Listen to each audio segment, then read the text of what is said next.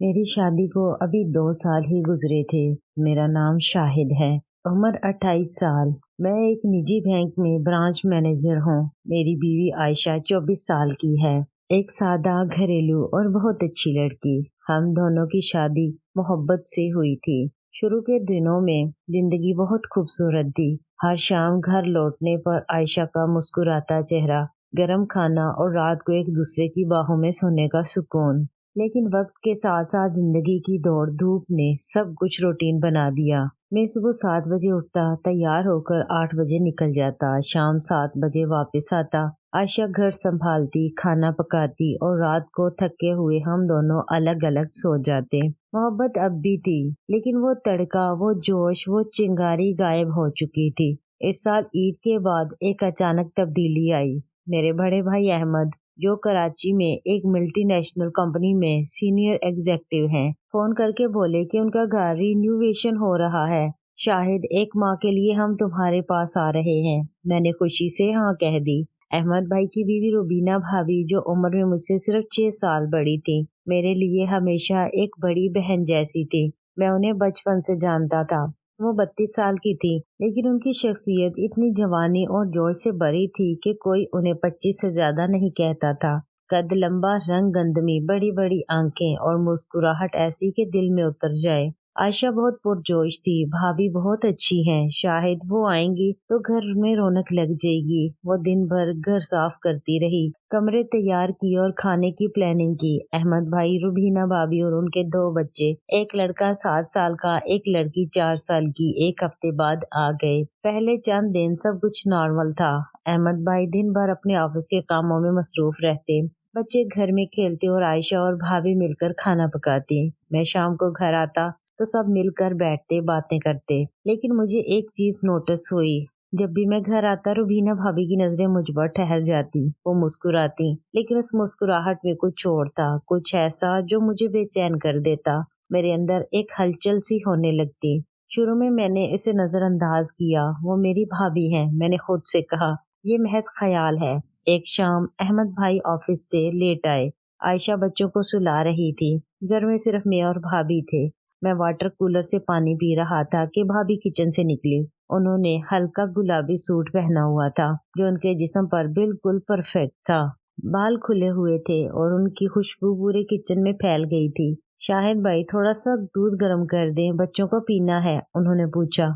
जी जरूर भाभी। मैंने गैस ऑन की और दूध का बर्तन रख दिया। वो मेरे पीछे खड़ी हो गई, इतनी करीब कि उनकी सांस मेरे कानों पर पड़ रही थी और उनका जिस्म मेरी कमर पर टच होकर मुझे खुली दावत दे रहा था। शाहिद भाई, आप हमेशा इतनी देर तक काम करते हैं? उनकी आवाज धीमी थी, जैसे कोई राज बता रही हो। जी बस बैंक का प्रेशर है, टारगेट्स, मीटिंग्स, आप जानती हैं ना, मैंने हल्का सा मुस्कुरा कर कहा। आयशा बहुत खुश नसीब है, उन्होंने कहा और एक लम्हे के लिए मेरी तरफ देखा। उनकी आंखों में एक अजीब सी चमक थी। फिर वो मुस्कुराई और चली गईं। उस रात मुझे नींद न आई। भाभी की वो नजर, वो मुस्कुराहट, वो कमर पर चुभते हुए नुकीले खंजर, वो करीब खड़े होने का एहसास, सब कुछ मेरे जहन में घूम रहा था। मैंने सोचा शायद मैं गलत समझ रहा हूँ, वो मेरी भाभी हैं, ये सब ख्याल ही ख्याल है। लेकिन अगले दिन से चीजें बदलने लगीं। एक दोपहर अहमद भाई और आयशा बच्चों को लेकर पार्क गए। घर में सिर्फ मैं और भाभी थे। मैं अपने कमरे में लैपटॉप पर काम कर रहा था कि दरवाजे पर हल्की सी दस्तक हुई। आइए भाभी। भाभी अंदर आईं। उन्होंने एक हल्का नीला कुर्ता और शलवार पहनी हुई थी, जो उनके हुस्न की लकीर को नुमाया कर रही थी। भाभी इस ड्रेस में बहुत प्यारी लग रही थी। वो मेरे पास आईं और बिस्तर पर बैठ गईं। शाहिद भाई, आपका कंप्यूटर ठीक है? उन्होंने पूछा। जी बिल्कुल। वो मेरे पीछे खड़ी हो गई और मेरे कंधे पर हाथ रख दिया। मेरी एक पुरानी तस्वीर देखनी है, उन्होंने कहा और अपना फोन निकाला। मैंने देखा, तस्वीर में भाभी कॉलेज के दिनों की थी। वो बहुत खूबसूरत लग रही थी, सफेद सूट में, बाल खुले हुए, मुस्कुराहट ऐसी कि दिल धड़क जाए। वाह भाभी, आप तो तब से ही इतनी खूबसूरत थी, दिल को धड़का देने वाली, मैंने हल्के से कहा। वो हंसी। शाहिद भाई, आप भी तो बहुत हैंडसम हैं, मजबूत दिल की तारों को छेड़ने वाले, दिल में उतर जाने वाले। उन्होंने मेरी तरफ देखा। आयशा खुश नसीब है, जिसे आपकी कुर्बत मिली, आपका साथ मिला। मेरे दिल की धड़कन तेज हो गई। उनका हाथ अब भी मेरे कंधे पर था। वो आहिस्ता आहिस्ता मेरी गर्दन की तरफ बढ़ा اور پھر میرے چہرے پر گھومتے ہوئے میرے سر کے بالوں سے ہوتا ہوا واپس میری گردن پر سے ہوتا ہوا میرے سینے کے بالوں میں رینگنے لگا، الجھنے لگا۔ میرے دل کی دھڑکن تیز ہو رہی تھی۔ بھابھی، میں نے دھیمی سی آواز میں کہا، چھوڑو نا، بس ایک لمحہ۔ انہوں نے سرگوشی کی۔ میں نے ان کا ہاتھ پکڑ لیا۔ ہم دونوں ایک دوسرے کی طرف دیکھ رہے تھے۔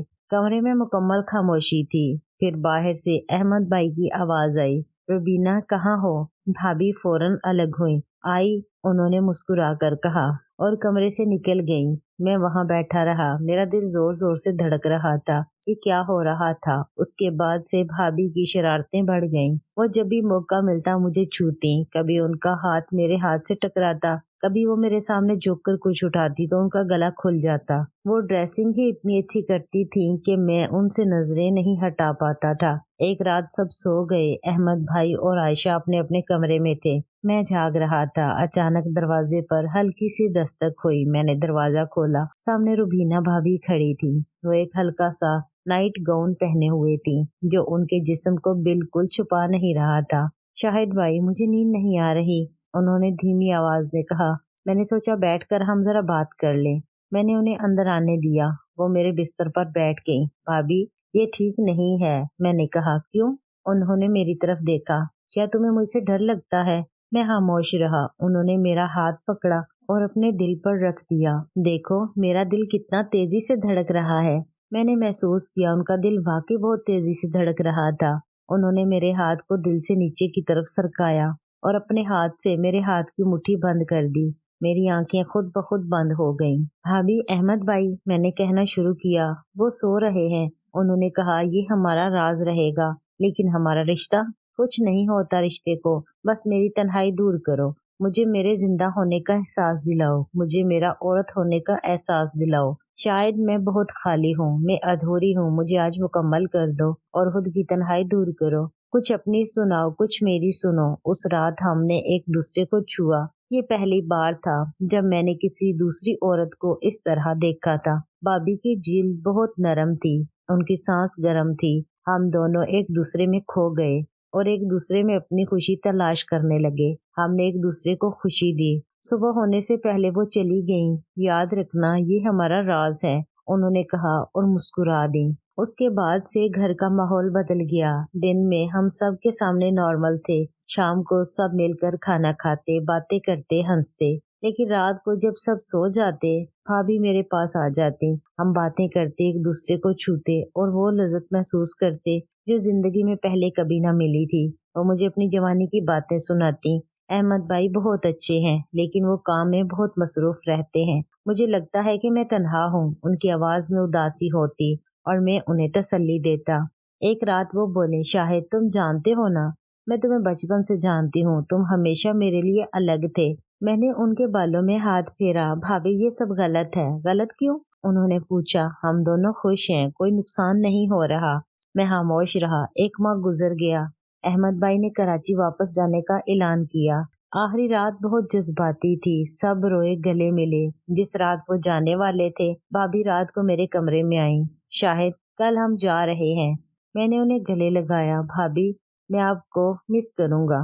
میں بھی، انہوں نے کہا، لیکن یہ راز ہمارے پاس رہے گا۔ اس رات ہم نے آخری بار ایک دوسرے کو پایا اور خوشی دی۔ وہ بہت جذباتی تھی۔ صبح وہ چلی گئی۔ گاڑی میں بیٹھتے ہوئے بھابھی نے مجھے ایک نظر دیکھا۔ اس نظر میں سب کچھ تھا، محبت، خواہش اور ایک وعدہ۔ اب جب بھی میں عائشہ کے ساتھ ہوتا ہوں، میرا ذہن بھابھی کی طرف چلا جاتا ہے۔ میں جانتا ہوں یہ غلط ہے، لیکن وہ احساس، وہ لمس، وہ خوشبو، سب کچھ مجھے پاگل کر دیتا ہے۔ عائشہ مجھے پوچھتی ہے، شاید تم آج کل کچھ الگ سے لگتے ہو۔